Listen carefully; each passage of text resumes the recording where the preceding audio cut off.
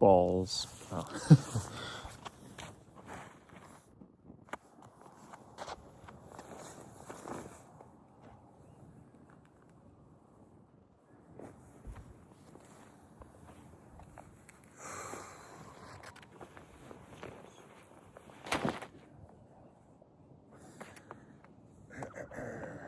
Good morning. Good morning. Take a seat wherever you are.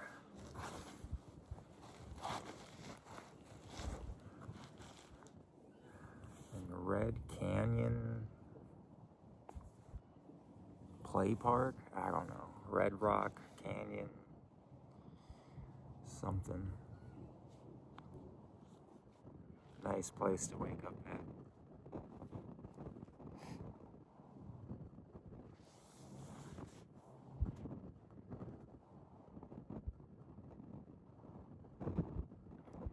You get better to find, what kind of campground or what you're looking for or what you're looking for in the next day. I was like, I just want to wake up and be able to climb some rocks. There's all these little beautiful interpretive trails, kind of. And I think at the entrance, they even have coffee, which was just a cool little alignment. Because I was looking in the little town near here, like, oh, where's a coffee shop? Where's a basketball court? Is there a laundromat somewhere? Is there yoga? And then it's like, how many check boxes? How many boxes does the place check off? And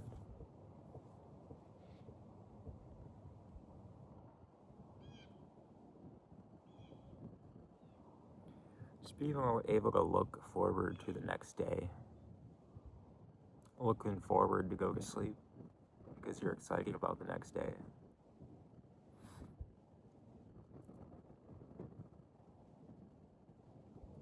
It's such a beautiful thing, but it's a thing that I don't think many people have.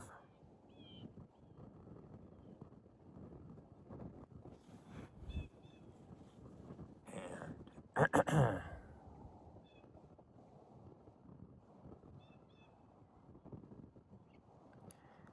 think we just don't make enough time for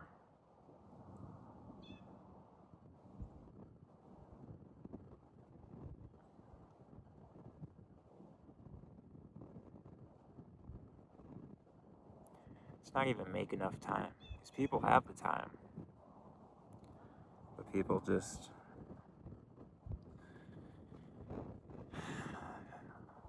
fill that time with TVs and devices and scrolling and social media and video games, and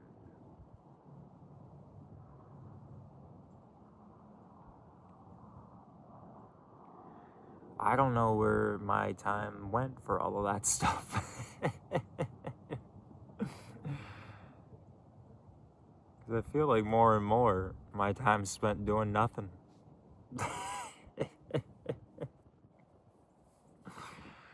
Just walking around or just, I don't know, doing those things. Doing the inward stuff.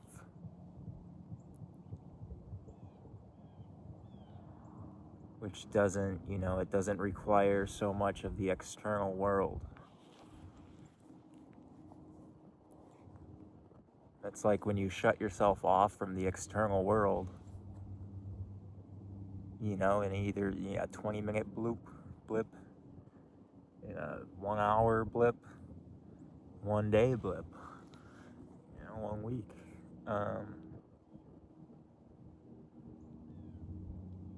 And just kind of go inward and sit with yourself, or, like I said, this could even just be playing basketball, shooting hoops, meditating,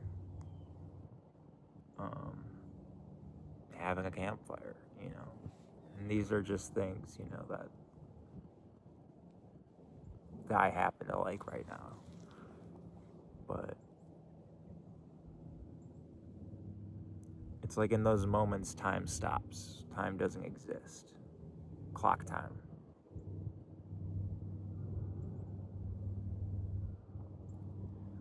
And so you're kind of jumping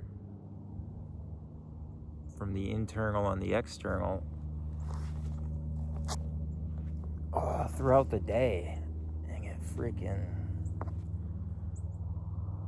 you're just like, where'd the fucking time go? Where'd the day go?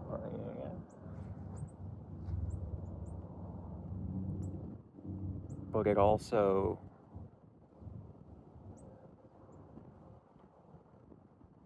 it just feels more sped up. It just feels way more sped up. And it's like,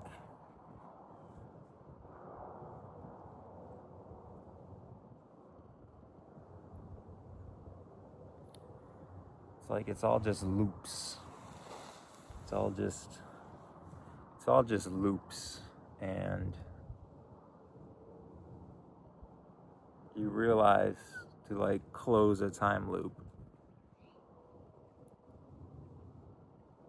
you don't have to do all the work. Sometimes by just sitting back, keeping your hands out of something, or standing back and letting something play out, the universe will shift you or bring you a different idea, or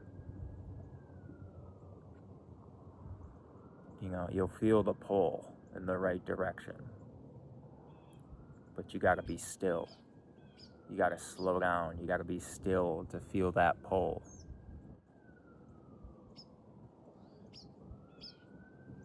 Because, if you're fucking, you're trying to get things done and you're trying to mentally jump through all these obstacles in one direction, you're not going to feel that pull, that slight little push trying to steer you in where you need to be.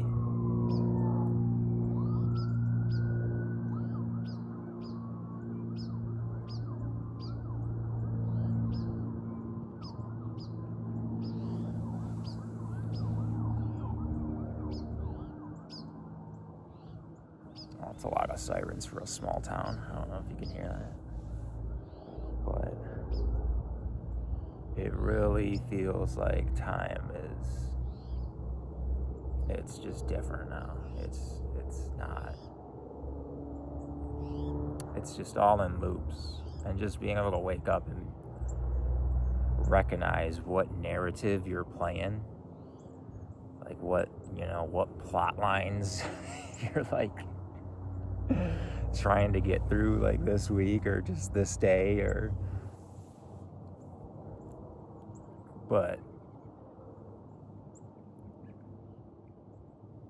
and that's where being grounded in nature and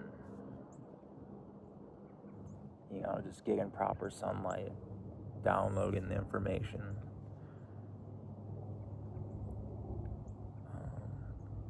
it just really comes into play, because then you're matching Earth's rhythm, Mother Nature's rhythm.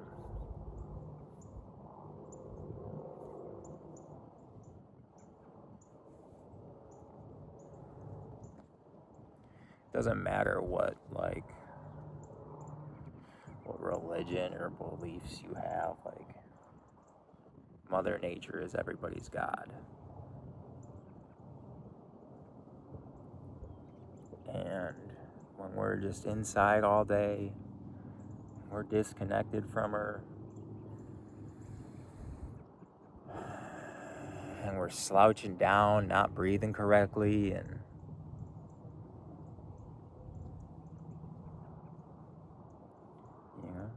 you're not surprised by whatever the heck is going on nowadays.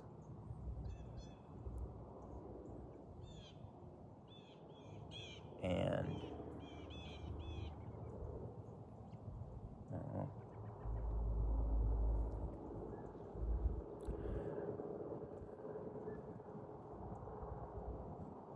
being able to take this time for myself to realign myself with nature and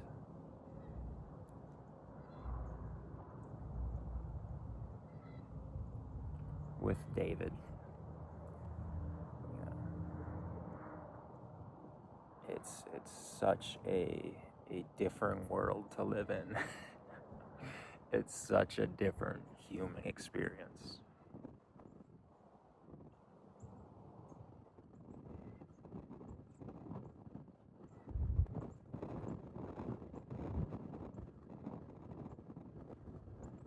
It's a real one.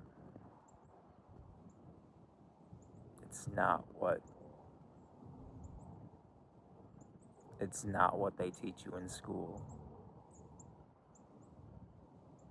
It's not what they raise you on where you're from.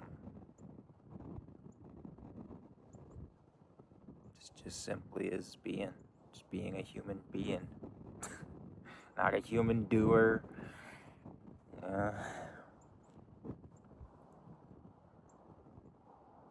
But finding that time, those little spots in the day to just be.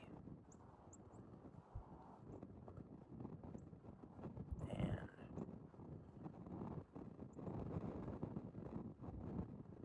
I don't know. My head turns towards Arizona. We got some ceremony to do there.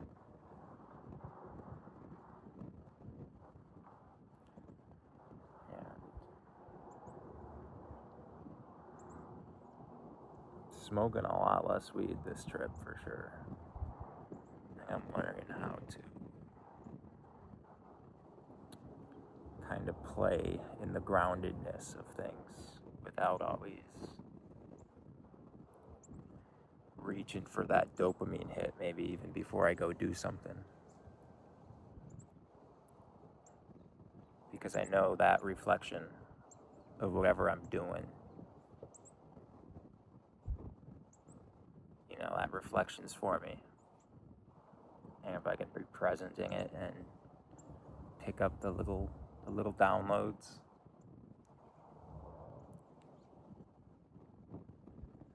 things run smoothly. It's how you stay in the flow state, stay in the vortex. And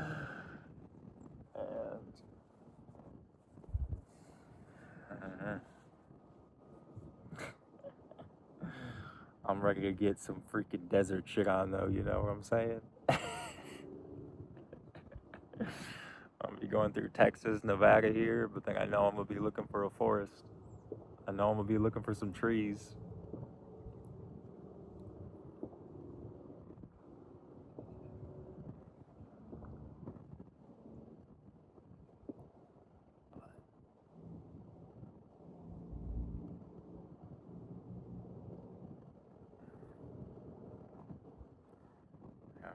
Timelines continue to play out, and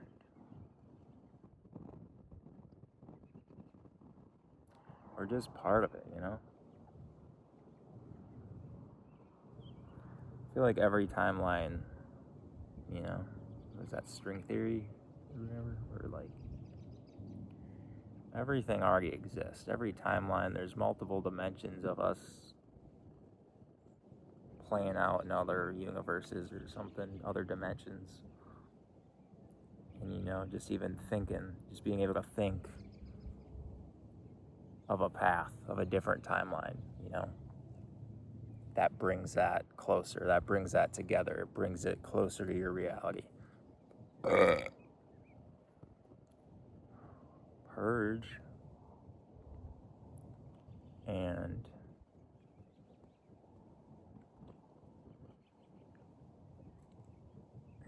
once I saw that, it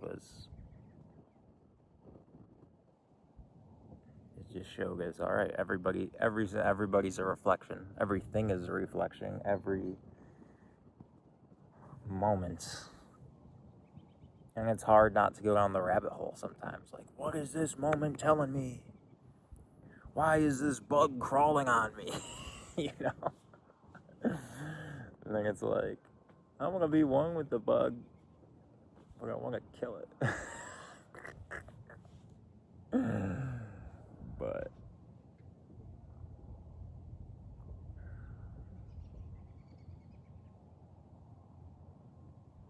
and then you just find out, you're not really in control of any of it.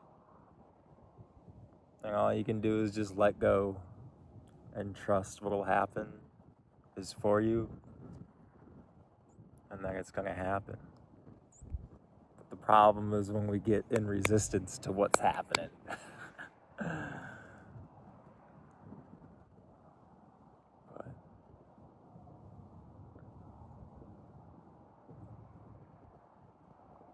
that's why we need to find safety in ourselves, in those internal fortitudes. Oh, Jesus Christ. That's why we need yoga. Oh, so we can move the energy around. And not let it get stuck in us and become stagnant. So all we do is cope. But I don't know. Tapping out of David. Love y'all.